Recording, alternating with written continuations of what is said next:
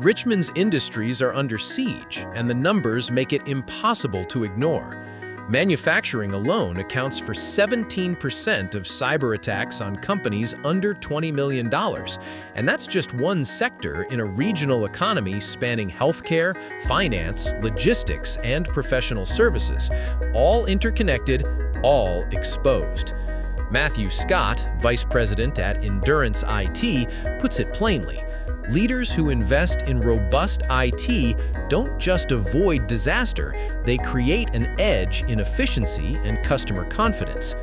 Richmond industries are navigating legacy systems, remote workforces, and increasingly sophisticated threats across every sector. Finance firms battle real-time fraud while managing GLBA and SOX compliance. Healthcare organizations face HIPAA obligations and a growing ransomware target on their backs.